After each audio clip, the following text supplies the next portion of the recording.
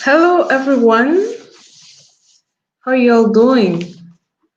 And how's your evening going? Welcome to this very special webinar organized by the Ocean Innovation Center, CRIBI, which is in Cameroon. You're live for the Digital Transformation Conference that's going to take place, that is taking place right now. I'd like to welcome all of you. I want you, wherever you are, to receive warm greetings from Cameroon. I am Ruth Tembe. I'm going to be the moderator of this conference. I just want to let you know that we are live here on Facebook, we are live on YouTube, and probably on LinkedIn. I hope so. And we're going to be giving you, you want to really tell your friends, your colleagues, and whoever may benefit from this conference today to, get themselves connected. And you'll want to share this video on your platforms so that we are all on page with what is happening right now in the digital sector in Africa. Once more, welcome. February 2022, we are in June, marks 4 months exactly that the world, it has experienced a global, unprecedented lockdown situation where humans and organizations have been forced to, shut down operation due to, a coronavirus pandemic. And that has given, allowed for so many measures to be taken into consideration so as to curb this crisis. We're talking about, social distancing situation. We're talking about no we're talking about the fact that people or humans are not supposed to gather in a particular space, which has taken a toll on companies and organizations. So truth be told, the pandemic revealed and has exposed the vulnerability of us humans and not leaving out global conglomerates in various sectors because operations had to be stopped.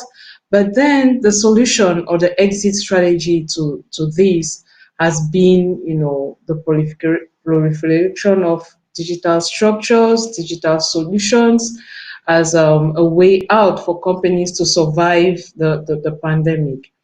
That is one of the reasons of this conference, where we're going to be, looking at how digitalization can influence the future of Africa, not necessarily during a pandemic as this, but in a whole, in future, how can the future of Africa be influenced by digital practices in business as well as in society? So today, to talk about this very pertinent topic is key players in the digital sector that we're going to introduce in a short while.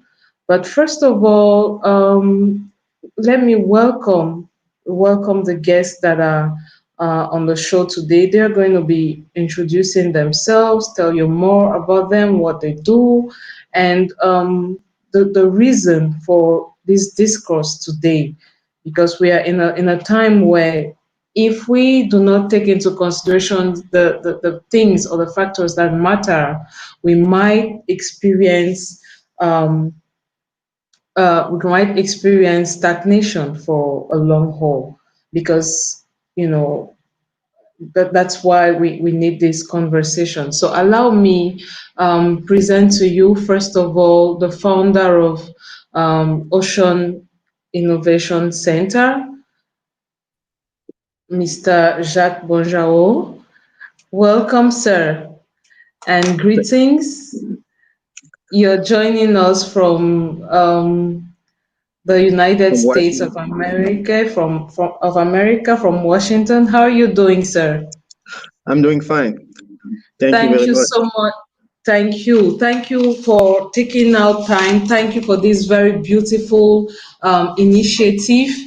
Thank you because this is very timely, especially during this period where a lot of companies are having it really hard to pivot because of this global pandemic and this situation.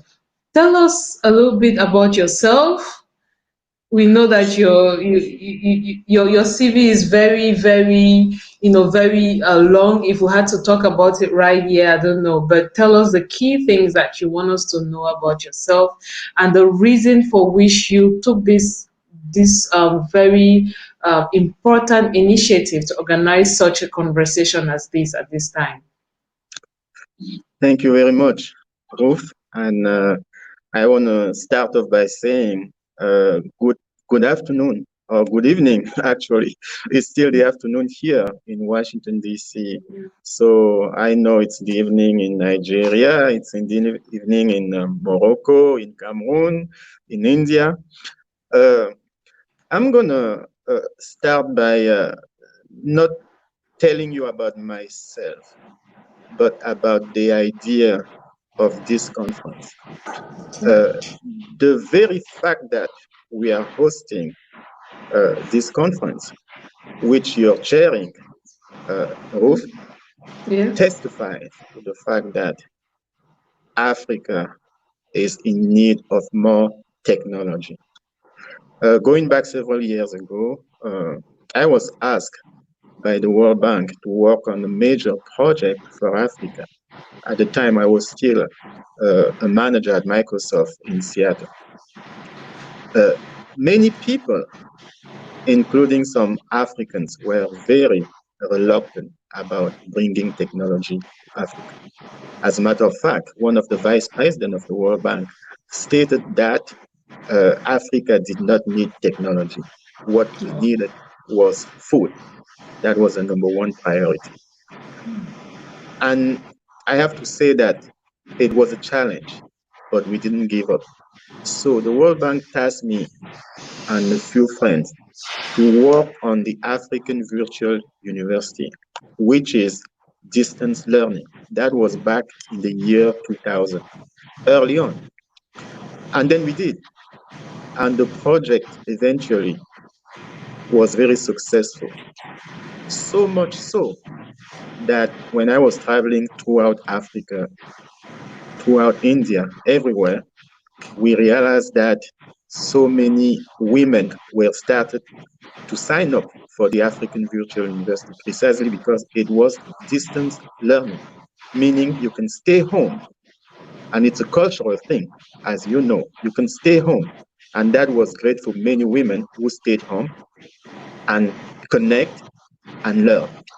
So much so that we wind up with 40% of students who were women.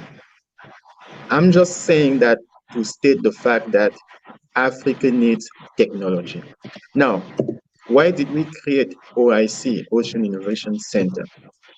With this need, when I travel quite a bit, I realized that there's a lot of pool of talent in Africa, in India, everywhere, Nigeria, Gabon, you name it. Therefore, I said to myself, maybe one of the things that we need is a platform where these young talents can share ideas. Then we thought about an incubator or an accelerator. That's precisely why we decided to create one. Yes, of course, there were a few incubators already in Africa, but we thought that we're going to try our best to make this one as big as possible so that it can welcome as many engineers as possible.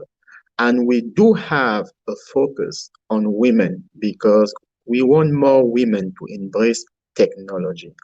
Look around the world right now. a lot of women are becoming CEO of high-tech company, IBM, HP, Google, you name it. Therefore, women are capable, maybe even more capable in their own way when you give them a chance. So one of the things that we do at OIC is to get more women involved. And that really gave us a great opportunity to have all sorts of talents. And we have a prize that we give when people come to OIC.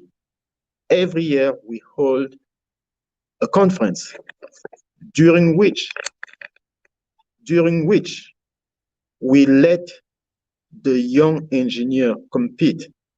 And when they win the competition, we give them a prize which essentially uh, make them join OIC so that we can coach them. It's all about mentorship.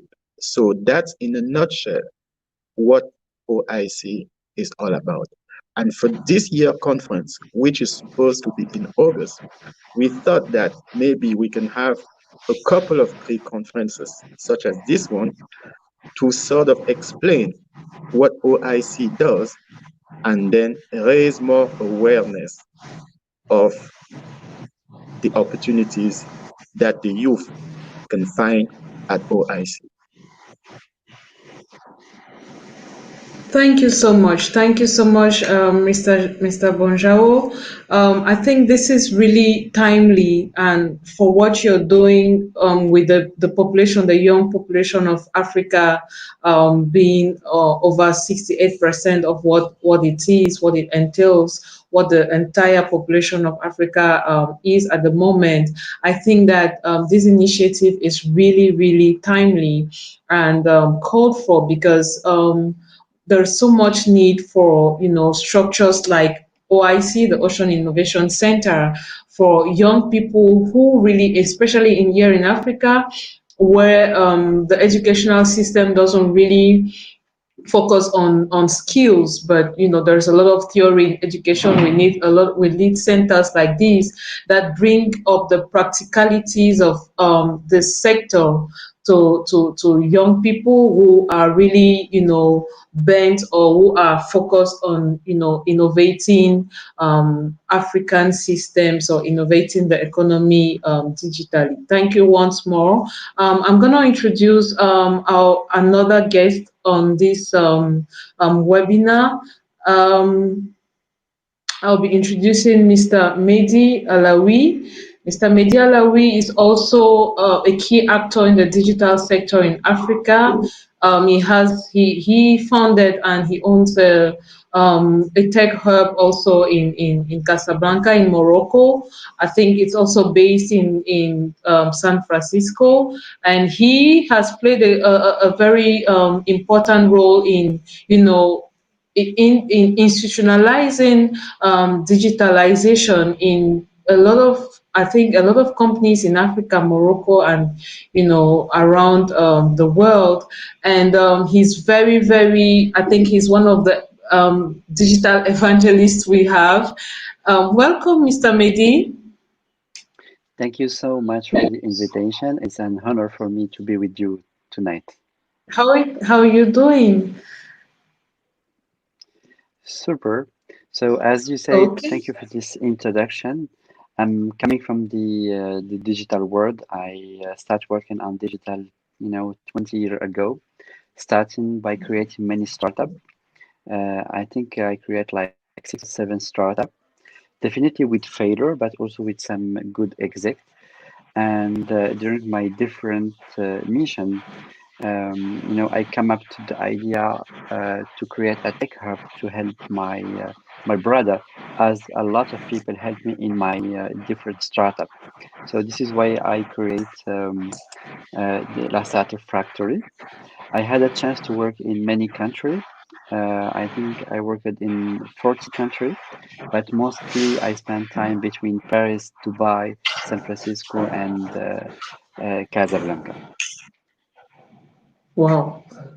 Thank you so much, and thank you for joining us today. I hope that we're going to have a very, insightful conversation where we're going to get throw more light on what Africa needs, especially with the proliferation of digitalization for us as a continent to move forward. So I'll introduce our next guest. Um, Hello, Mr. Uwem. Mr. Uwem is joining us from Hi. Nigeria, and Mr. Uwem is a renowned coach, entrepreneurship coach. He has coached a lot of young entrepreneurs in Africa. I think I know that you are also you've been one of the mentors for the Tony Melu program. You've been the overall program manager for this big the biggest startup conference that Africa knows today. Thank you for joining us. How are you doing? I'm doing great and it's a pleasure to be here. Thank you for inviting me. What are you up to these days? In Uh, professionally, I mean to say. well, still trying to impact as many entrepreneurs as possible. Right now, we've moved from the philanthropy field into venture capitalism. We're looking to invest in innovative entrepreneurs and businesses across sub-Saharan Africa, because it's still core to our belief that entrepreneurship is what will get Africa from where it is to where it ought to be. It is the entrepreneurs, the everyday entrepreneurs, and Africans are very, very innovative, and these are the people that we're looking to impact as much as possible. Thank you so much. Let's go straight to the raison d'être of this conference, which is how digital innovation can shape the future of Africa. Before then, let me ask, Mr. Mehdi, I'm going to ask you this: how do you assess already from your experience and from all what you've been doing in the continent and overseas? How do you assess the digital landscape in Africa as at now? So yeah, honestly, we still far. We have everything to to create our own revolution on digital, but we still too far from that. And I think it's not question of cost. I think it's not question of technology. We have the money, we have the technology. It's more question about the mindset. Hmm. It's more question about the people. So yeah, we need to change the mindset of people that playing a key role in a different government and in different private company to move to the digital.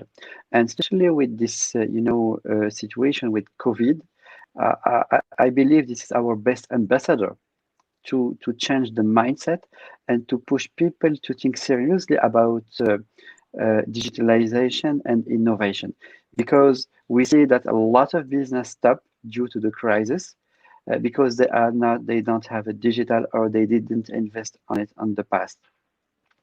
I think also we need to push our children to learn code, because this is one of the most important language of the future. It will be as important as English, uh, and this is something super important. And definitely, if we are able to work on the mindset of the people that can decide today, we can go fast, and we can, change completely the digital. We miss so much revolution, and this one, especially about the digital, we can't miss it in Africa. This is a big chance for us, and we need to work on it seriously. Wow. Yeah, what you're saying is really true because what we are experiencing, if we want to compare the continent with others, we would really see that we are still dragging behind, and there's a lot of like you said, mindset. That's where all of it starts because if we're not yet tuned to wanting to embrace global trends, if we're not yet ready to embrace that, it's going to be very difficult for for for this digitalization that we are talking about to go extend from one part to the other. Mr. Yuwen, you have having coached and mentored a lot of entrepreneurs. What would you say? How can you access this do entrepreneurs, the ones that you have met before, the hundreds that have submitted pitches and all of that, are they focused on digitalization? So I've been opportune to work with literally thousands of entrepreneurs from across Africa over the last 6 years, 5, 6 years. And the answer would be no. And I think the problem is what people define as technology or digital. Unfortunately, when you talk to a lot of entrepreneurs and you say, we want to see how you're living on technology, the next thing they think about is, oh, a software platform or hard code. And oftentimes, technology is basically what gets you from point A to point B faster and more efficiently. It can be hardware, it can be software. So I think we need to educate our entrepreneurs exactly what technology is first before they can even implement and use it. And we need to teach entrepreneurs also that technology is not the product. Technology is just the vehicle that gets you towards the product, that helps you solve the customer's problem, or solve the African problem which we're trying to solve now. So if people can see technology as an enabler, not the final product, the way they craft their businesses and the way they see the problems they're trying to solve will be quite different from the way they see them now. So that's just one of the insights I've gotten from dealing with entrepreneurs from across Africa. And that thing is fear.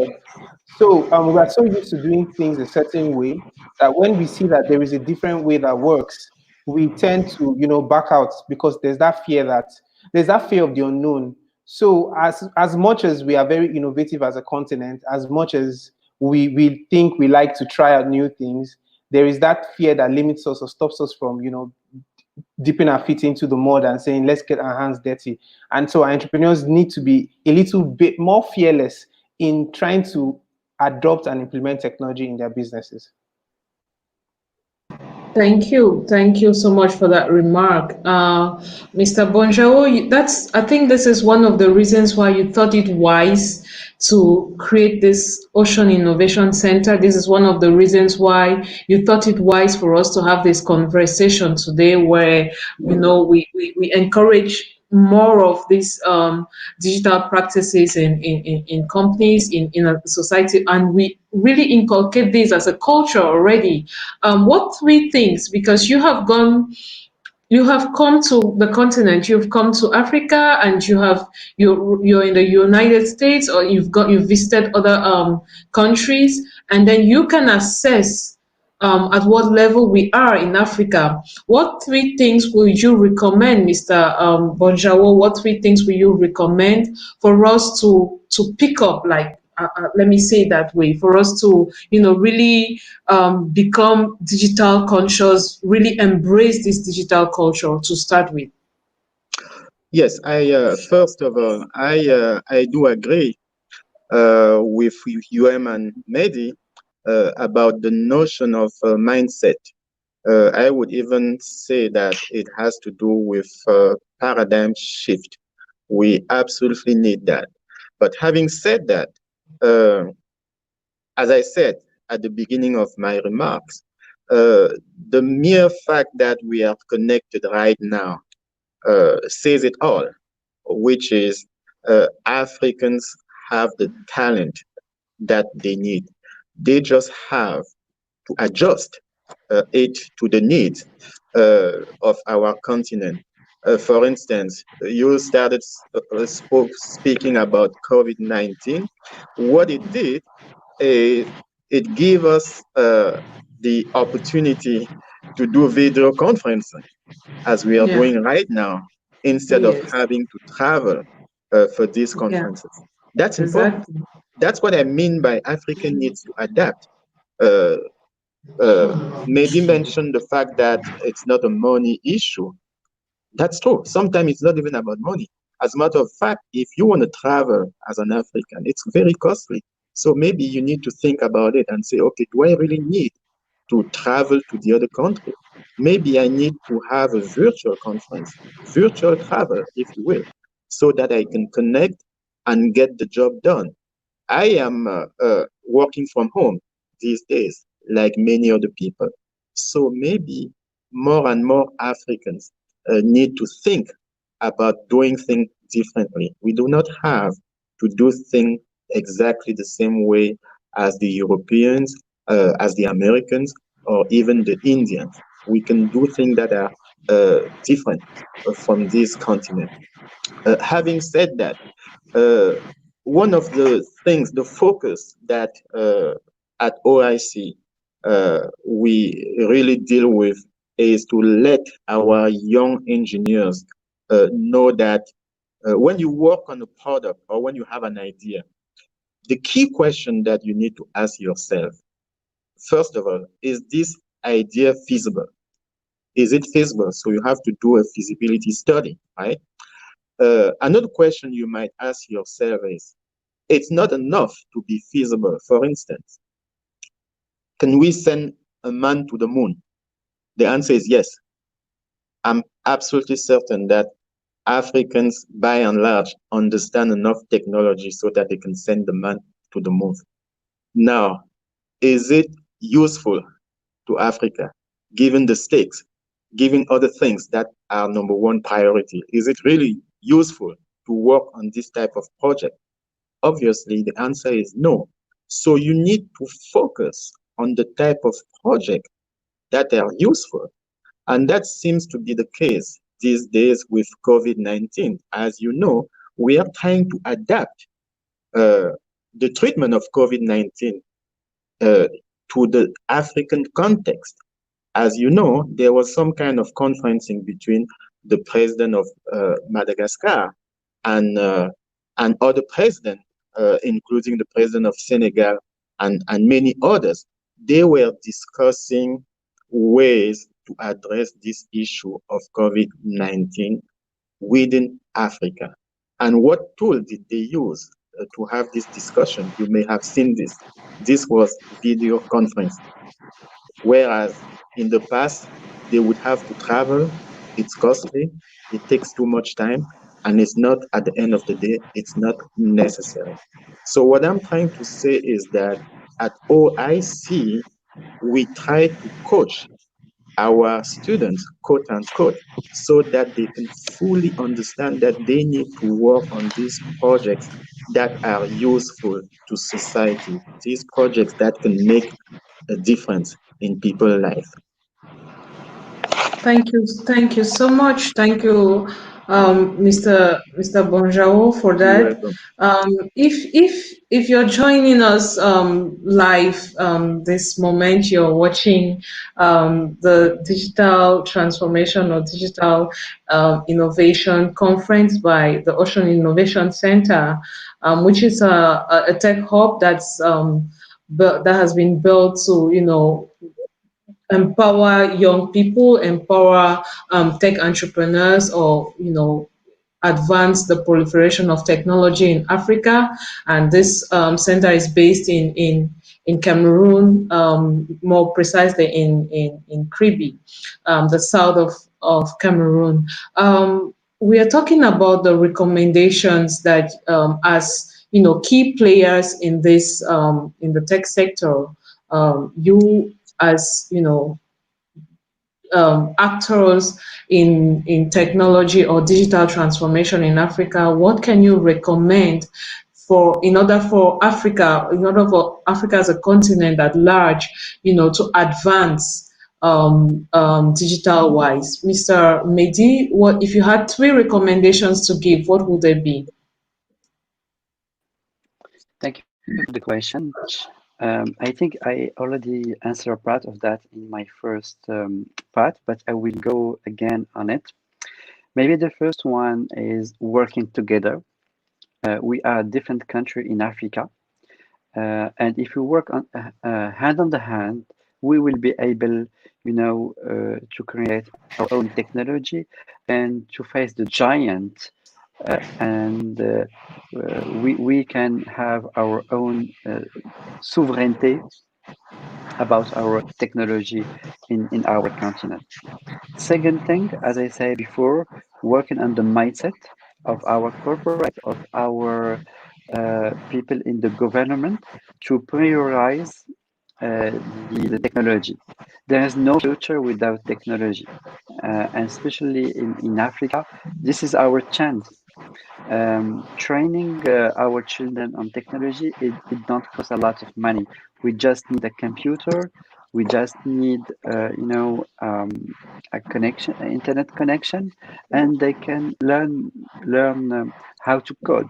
We can convert any person that have a baccalaureate in a coder in a few months, 3 4 months in a boot camp.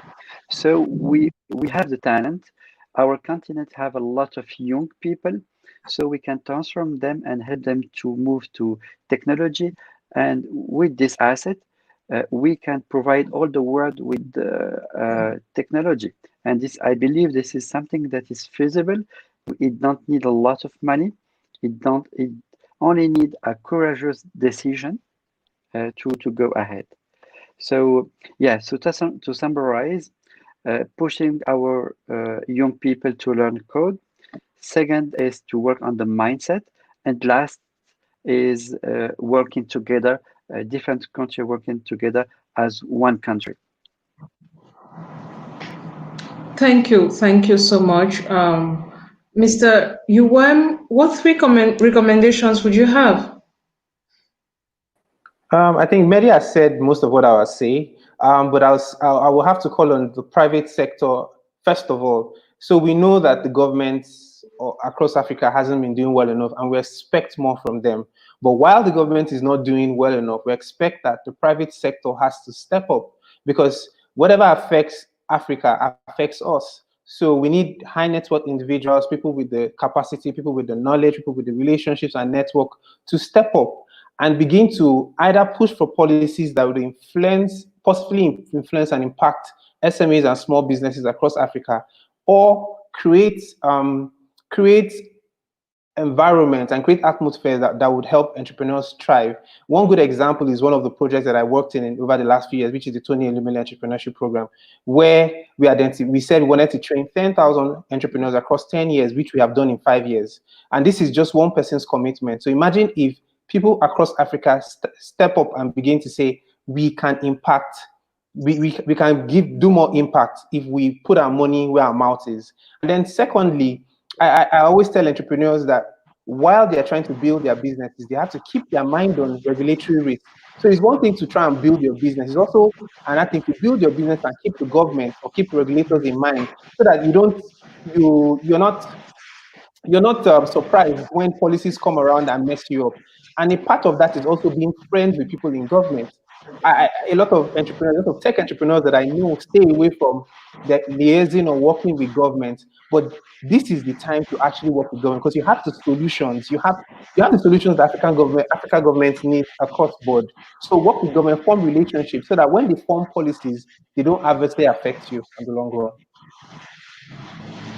Thank you so much. You're talking about working with government, and it's true that African governments are really a little bit difficult, or I don't know if I should say difficult, but they have their focus shifted on other, other structures. But it is very important that we remind them that with for us as a continent to get our economy on a global, scale developed, then they would have to, more or less put this digitalization at the forefront of their agenda, so we can really be at par, or we can really have the competitive edge in terms of our businesses, in terms of the organizations that we run here in Africa. We can have the competitive edge at the global level. Thank you so much for that, for those recommendations of yours.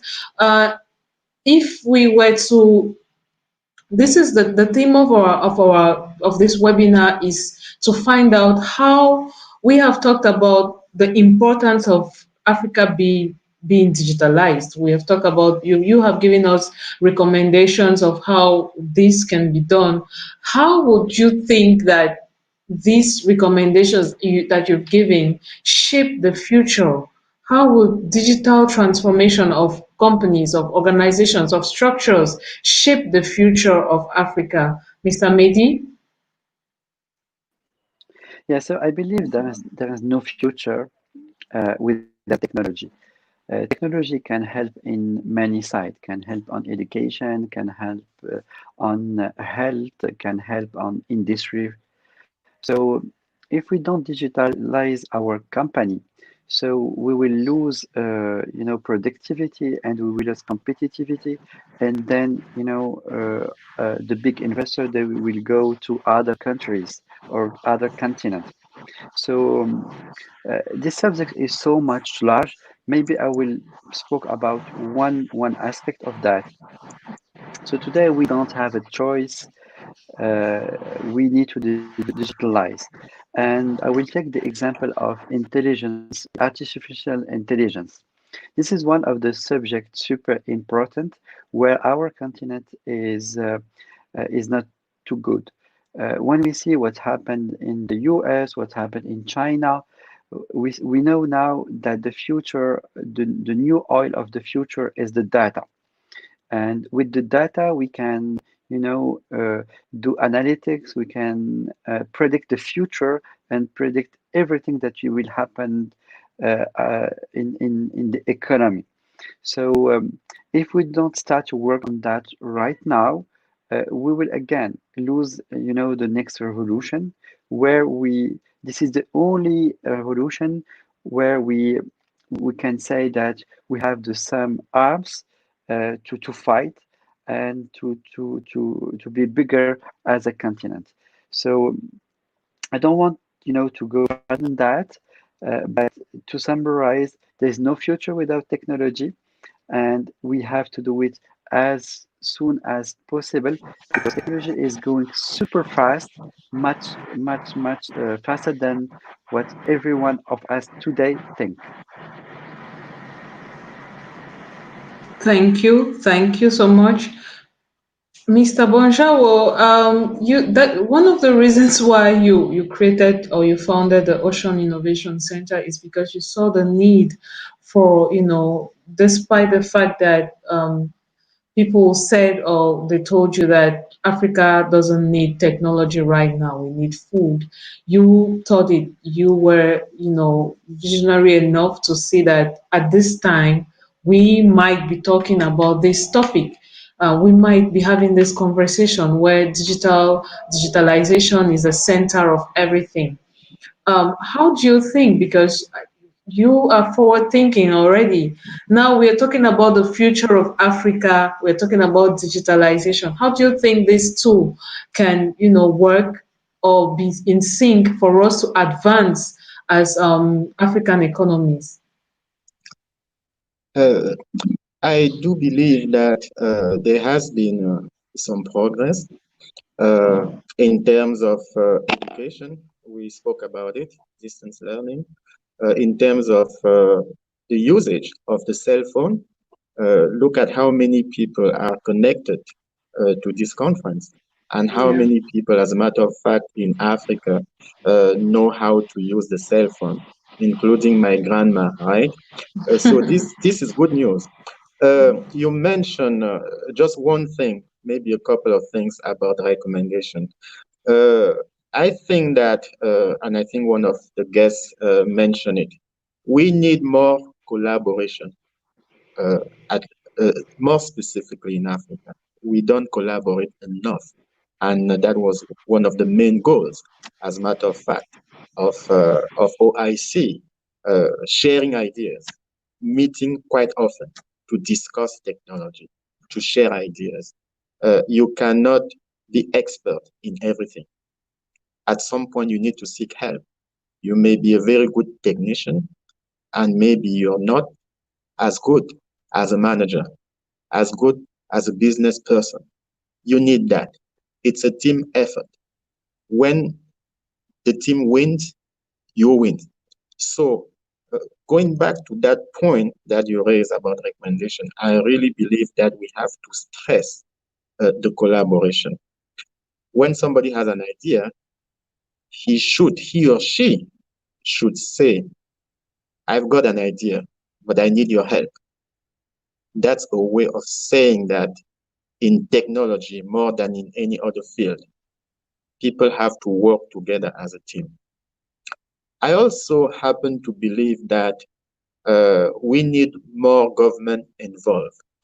Uh, in fact, the previous guest said that we need more involvement of the private sector. That's true. But I also think that the government should be some sort of the middleman who would ask the private sector to collaborate with the young talents that you have around. Last time when we had our conference in Kribi about innovation, yes, we got a few stakeholders, we got a few partners, but that was barely enough. I was really expecting to have more partners from the private sector, especially these partners who are doing very well in the business of cell phone. As you know, Ruth, you know that very well. They need Yeah. to do more for the youth. They shouldn't be creating incubators to compete against this youth. They need to encourage the youth to create incubators. The same thing is true for the government. I'm not asking the government to create more incubators. I'm asking the government to help the young engineers create their own incubators. That should be the role of the government to create that, how can I put it, to create the infrastructure so that the kids can really show their talent. So these are the recommendations that we really, really need if we want to move forward. Thank you so much. I hope that the key stakeholders that are concerned about this are watching us right now and will have to take these recommendations into consideration. Those who have the same vision like us right now, trying to move the economy of the continent forward, and knowing fully well that one of the key factors that we need to move this continent forward is by embracing boldly digitalization. Mr. UM, what would you I just say? wanted to, if I might, just add one word, if I might, Ruth, about stakeholders, the key Okay. stakeholders. Uh, Obviously, my friend on this panel are all welcome to come to Kribi. And in terms of stakeholders, it's not just about people in Cameroon or people in Africa. It's about all over the world. Even the Indians who are listening to us should understand that we see them as potential, prospective stakeholders. We need Yeah. everybody to get Yeah. involved. So that's a point that I really wanted to mention. And also, one last point is that we also seek collaboration from international companies, not just international individuals, international companies. As such, we have a partnership with Microsoft, we have a partnership with NetExplore, we have a partnership with several others entities. Thank you.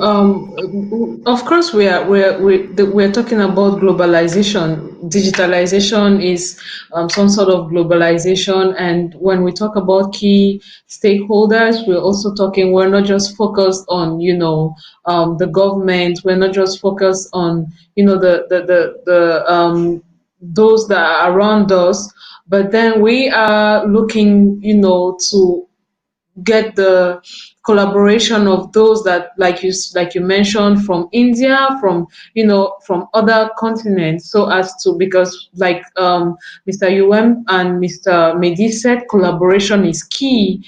And there's always supposed to be a win-win situation when all of this it's for all, for a global good. I would say that that these people or these key holder or stakeholders from different continents come together for us to build or to create a better world. Mr. UM, what would you say? How would technology or digitalization shape the future of Africa? Interestingly, I believe the future is here. So the future we are thinking we're going to is here. And why I say this is because technology accelerates progress, right? So what we just need to do is identify the core areas that we are deficient in, and then enable it or integrate technology to it.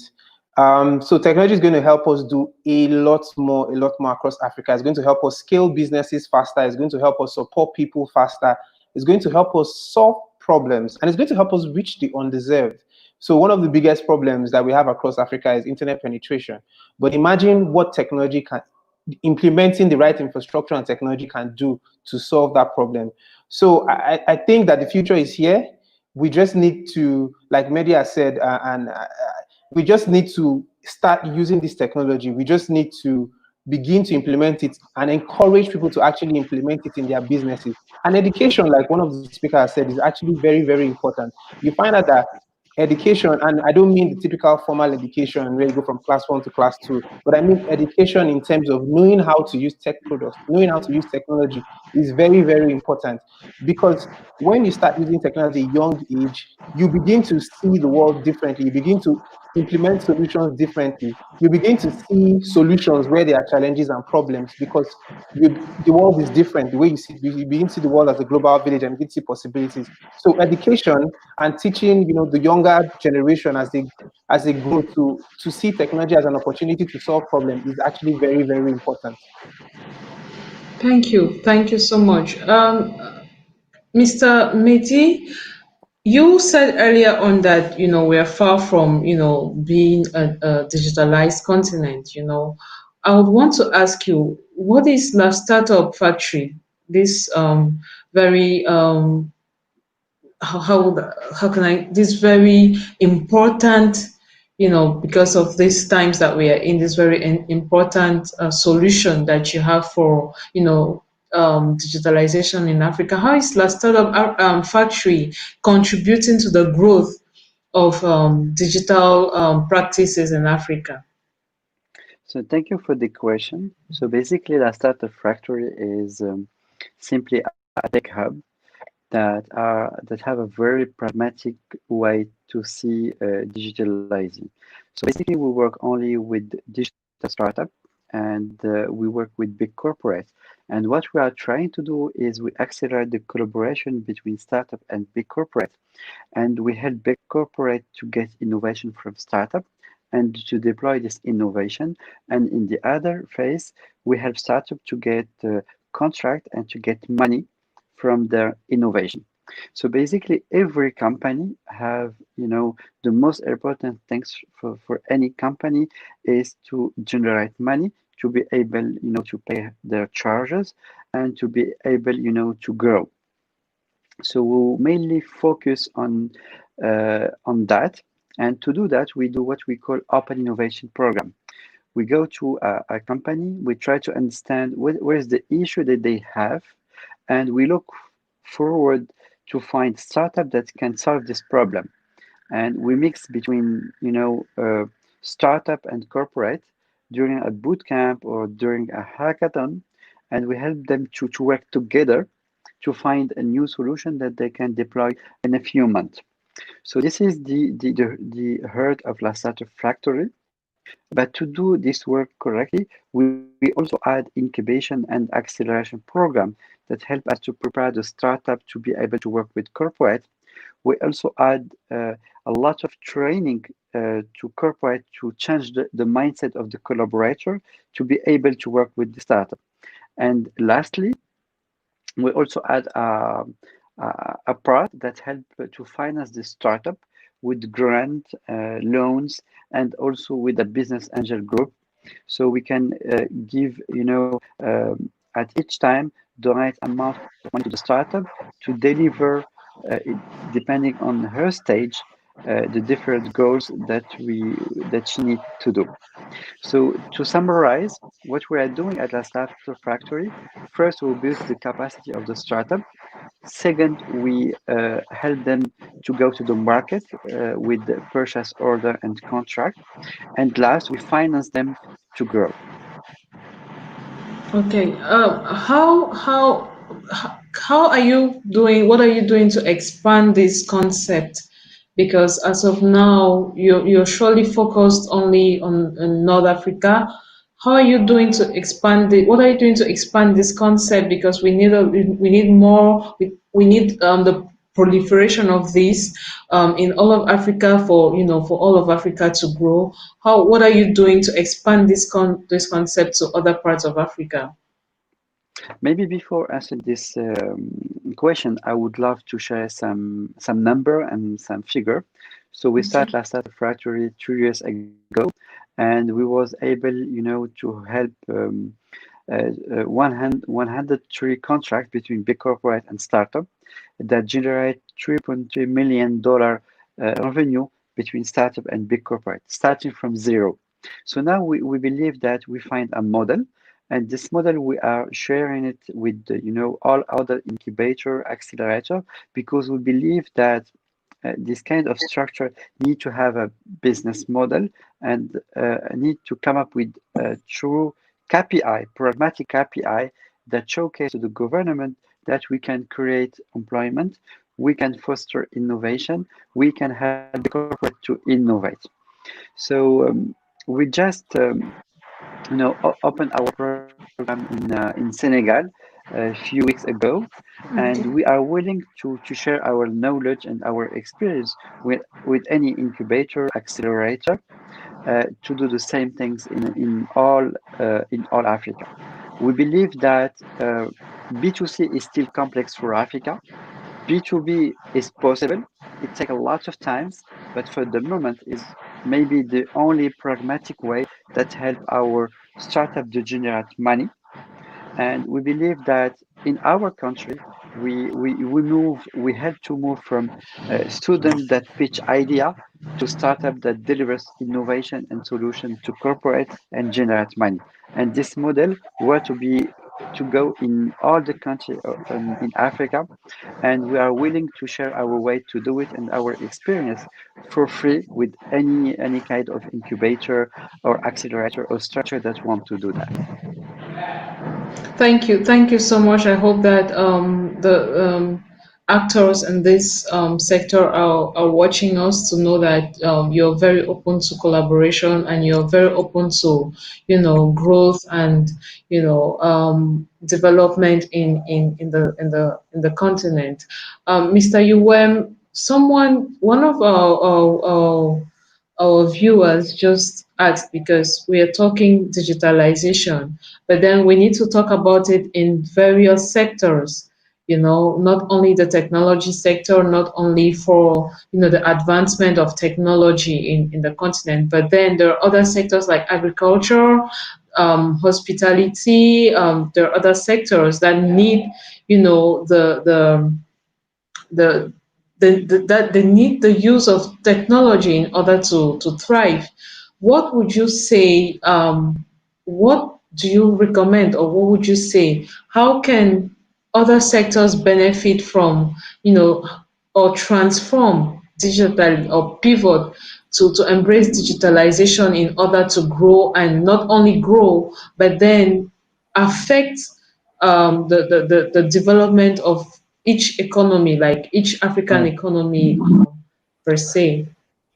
I think the very first thing is to understand the market you're in, understand the limitations of the market. It's folly to try to solve a problem that you don't know exists, right? So you need to understand the market you're operating in, understand the limitations, and then look worldwide, look at similar markets. What exactly are they doing to improve themselves? I always tell people that the best way to learn is from seeing other people do the same thing. So go research, go look out for similar businesses across the world that are solving the same problems. Now, don't take those solutions that they are preferring. Take the core principles of those solutions and integrate it with indigenous solutions, because our problems are peculiar to us. I tell people all the time that you cannot just take westernized solutions and dump it here. It most likely will not work. And that has shown in so many startups that have tried to copy exactly the model that we had in Western countries and replicate it in Africa. It doesn't always work. There is always the African element to it, because we are different, we are special. So I think the solution is building and integrating homegrown indigenous solutions to our problems. So learn the core principles, learn what is operating outside the continent, and integrate it to our way of life, to the way we do things.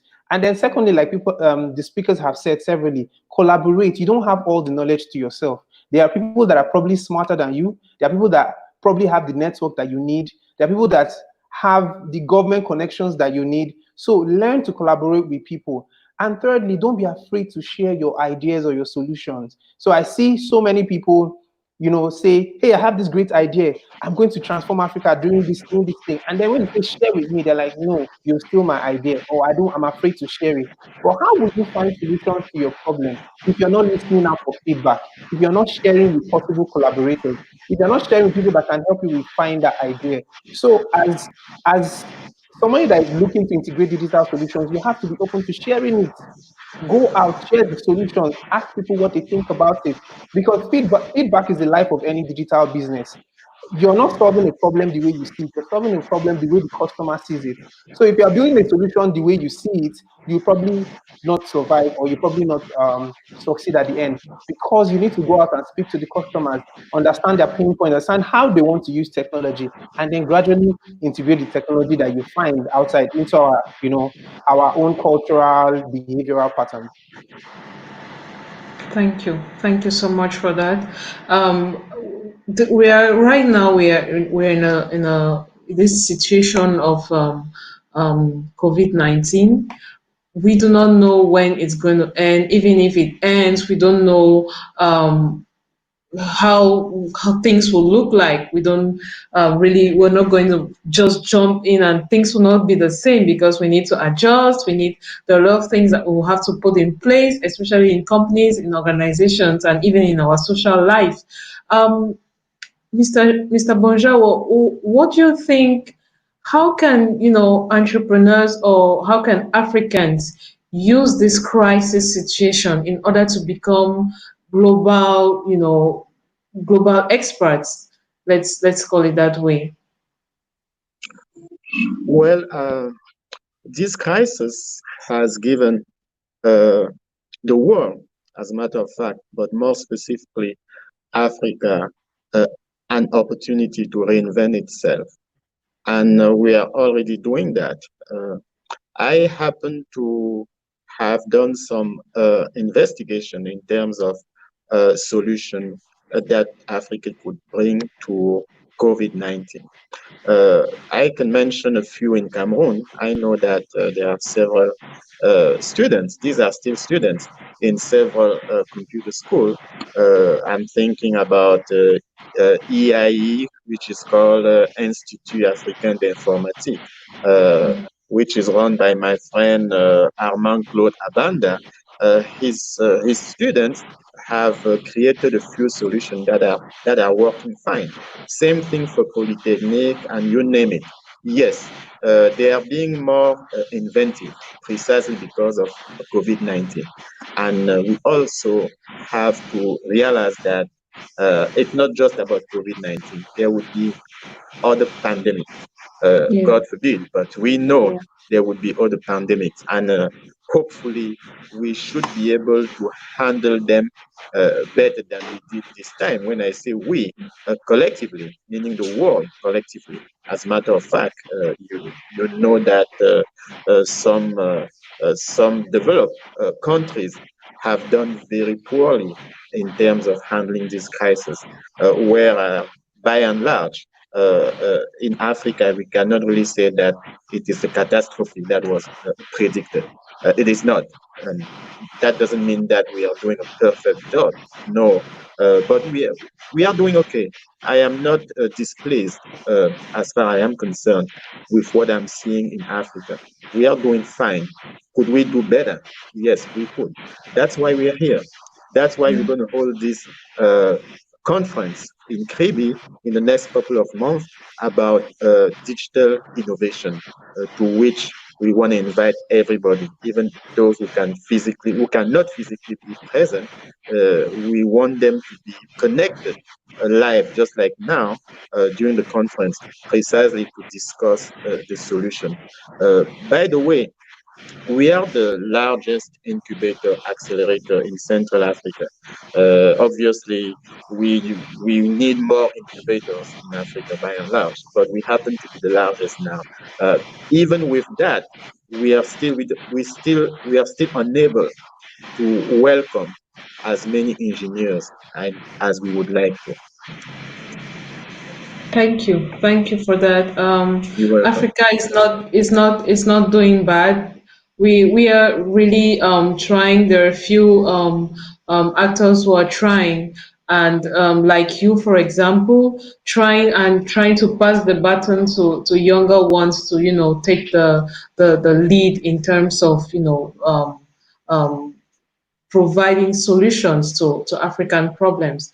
Mr. Mehdi, how can we use this crisis? How can we capitalize on this crisis situation, not only to thrive, but to thrive on a global scale?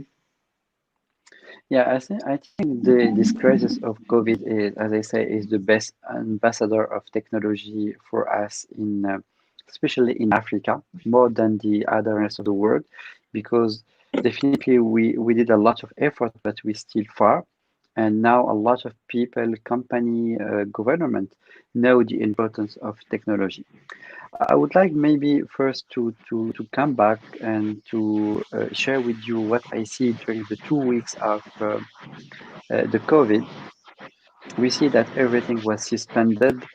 We see a lot of startup was start to panic about the situation. But after these 2 weeks, we see a lot of startup coming with innovation to fight the COVID and for free. So they spend their time to innovate, to create solution, different kind of solution in a different sector to fight the COVID. And I believe that our government, our company see the value added of our startup and technology and digitalization thanks to these young people that do it for free. And definitely, this situation will not help, all the startup. We will have few of them that will die because due to the liquidity and the lack of money. But there is other that they will have a better chance, especially the ones that are in education, in logistic, in health, and in agriculture. So they have the opportunity to double or to triple the turnover, and especially to showcase the big value added that they worked on it a few years ago right now. So yeah, definitely in any crisis we have winner, we have loser, and the ones that have a chance to augment their turnover, they need to go fast now. The other one that cannot help in this phases of COVID, they need maybe to hibernate until like a few months until the crisis pass, and to come back with new solution, or reinvent their business model to face the new challenge of the new world. Because today before the COVID and after the COVID is a two different worlds. It's not the same things. A lot of things will change. People will work more and more remotely. People will use more and more technology, and the startup that don't have solution to fight the COVID, then we need to come back to see what are the value added they have, what is the competence that they have, and how they can use it again in this new world. We know that the startup are agile, they can go fast, and they need to use this feature, to reinvent themselves quickly and come up with the solution, because now all the continent is looking for new solution to survive in this crisis. Thank you. Thank you so much. We're almost getting close to the hour where we give our final words in this webinar. Thank you so much for your time, Mr. Bonjao. Thank you for this very beautiful initiative for us to talk about this topic that is very essential at this time in our continent to promote the growth and development of our economies. Thank you, Mr. Mehdi, for your time. If you're joining us, we are just getting close to the end of this webinar that was organized by the Ocean Innovation Center, which is focused on the digitalization and the future of Africa, and how we can use this crisis to become global, to do well globally. Thank you so much, sir. If you had, Mr. Bonjawo, if you had a last words, what would they be? Well, in terms of the last word, I'm not sure that I should be the one to give the last word. But let me put it this way. I would stress what all the panelists agreed on, which was a collaboration. I'm glad to hear Mehdi saying that he wants to get Senegal involved. As a matter of fact, we spoke about agriculture earlier. How can technology be used in agriculture? I remember that when I used to travel quite a bit in Senegal, there was this company by the name of uh, Manobi, I believe it was Manobi or something, that had created a system, a digital system that would allow farmers to get the right price for their product. That was sort of revolutionary at the time. I hope it's still in place. So all the sectors should be involved. Health, you talk about telemedicine. We sort of did it in Africa a while back. Uh, uh, Agriculture, and anything else should be really involved, be part of technology. So I would just add one word to thank everybody who is watching for joining us, and colleagues right here. And we're going to have more conferences like these ones if there's a need for it until we actually meet in Kribi in a couple of months. Thank you very much.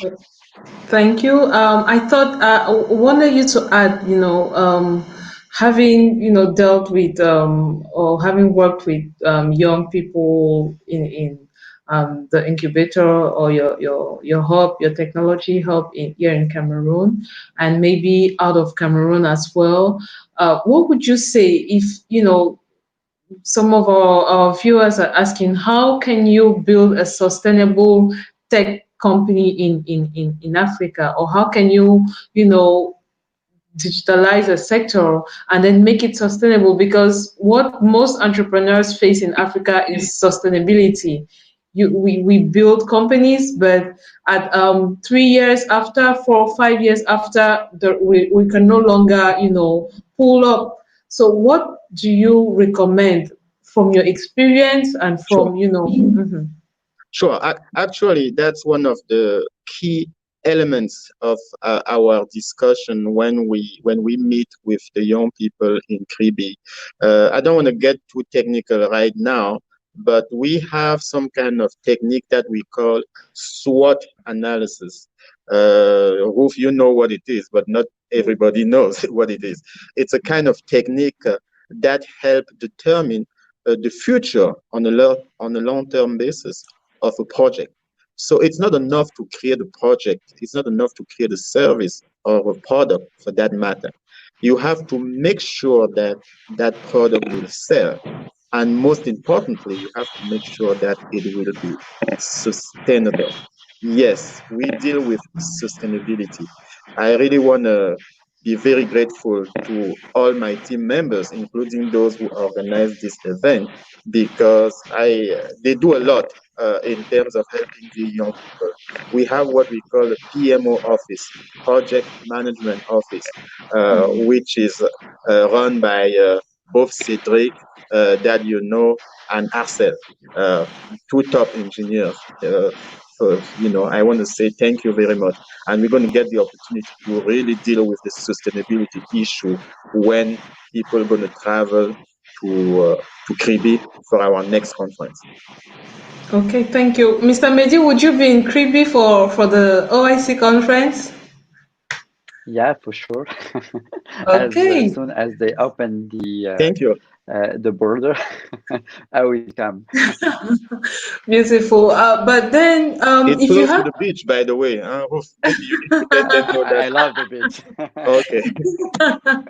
yeah, it's Kribi is a very beautiful place in Cameroon. That's one of the best places Cameroon has so far. Um, You didn't let's ask talk. UM. We lost UM. We lost UM. I Oh, think sorry. connectivity issues. UM left us. I believe it's connectivity issues.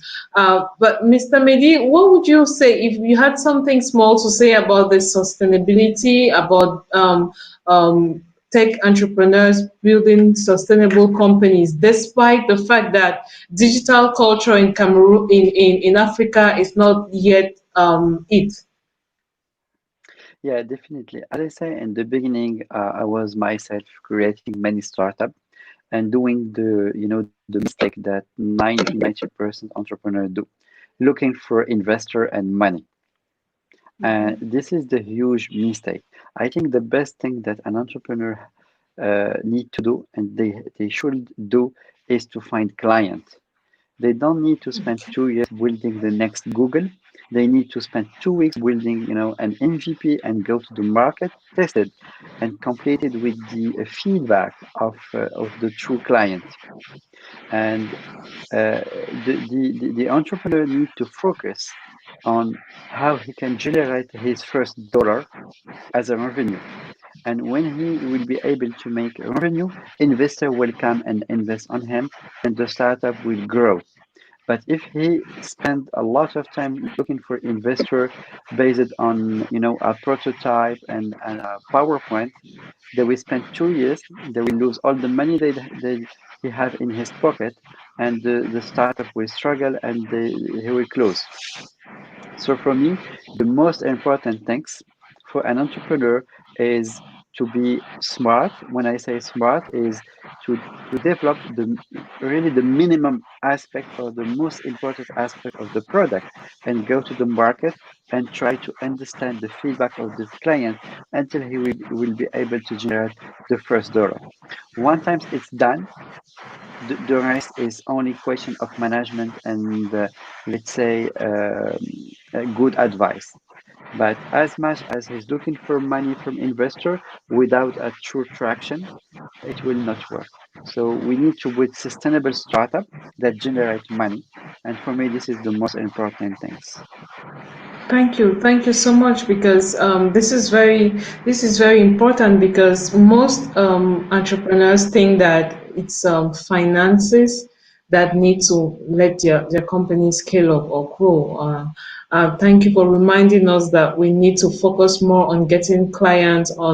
We need to focus more on the market in order to thrive and in order to become sustainable. Thank you so much.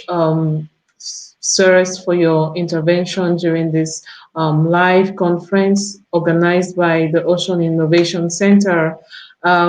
We hope to see you. There are other conferences that are going to be taking place next week, and until the grand conference that's going to take place in Kribi. Hopefully, we pray that the situation or the crisis situation calms down so that we can have a very rewarding conference here in Cameroon. Thank you so much, Mr. Jacques Bonjao, for You're taking out welcome. time and putting this together. Thank you, especially to your team back here in Cameroon, Cedric and Arcel and all the others who worked so hard in order to let this become a reality. Thank you, Mr. Mehdi, for your time. Hopefully, we'll meet in Kribi, and I wish you all, if you're watching us, thank you for watching us, and catch us next week And for and another. just one. I'm sorry. Just one last word to also thank my personal assistant, uh, Mrs. Adele Ada. She's the one Okay. who is in contact with all the viewers. So Okay. Oh, all right. yeah, Mrs. Adele Ada, we are wishing you the best. Thank you so much for the work that you're putting out there to, make this successful. Thank you so much, and see you in the next webinar. Thank you. Thank you very much, both. Thank you. Bye bye. Bye bye. Bye.